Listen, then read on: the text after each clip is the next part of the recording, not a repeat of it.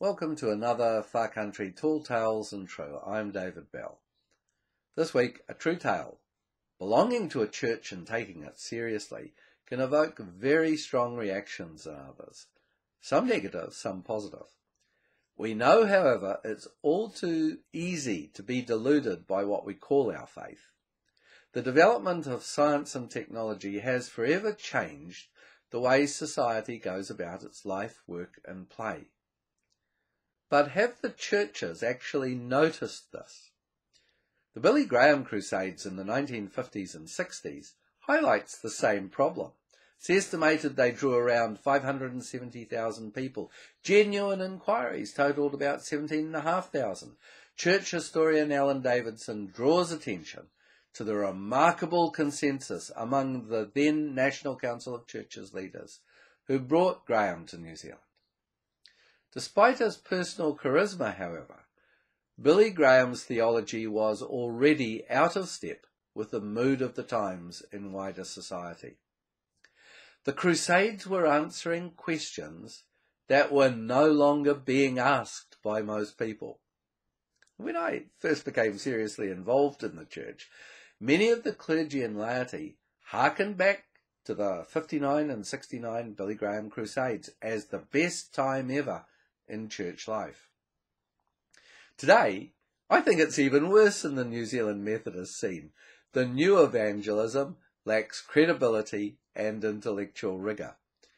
Let me quote from Aleksandr Solzhenitsyn, recipient of the 1983 Templeton Prize and, of course, one of the greatest Russian authors.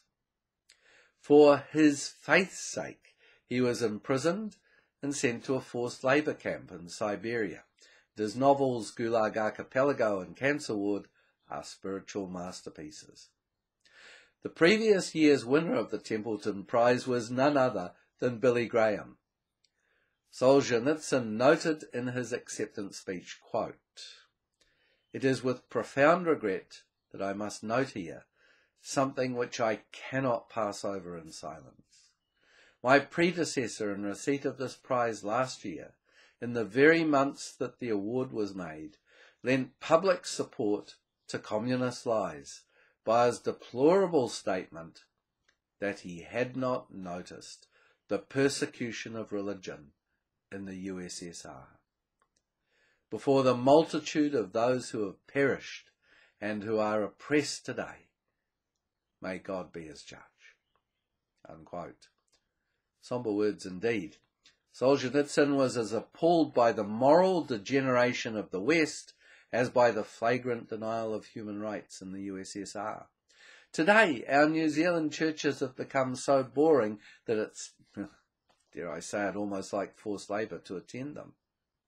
The novelist Dorothy Sayers used to ask for quality Christian writing in every branch of literature. She didn't want poems, plays and novels about Jesus so much as poems, plays and novels that were permeated with the qualities of Christ. It's certainly not a new idea. It's the only form of evangelism by which the church can now influence society. We've seen it do it in the past, particularly in the Wesleyan approach. Can we achieve it again? I wonder.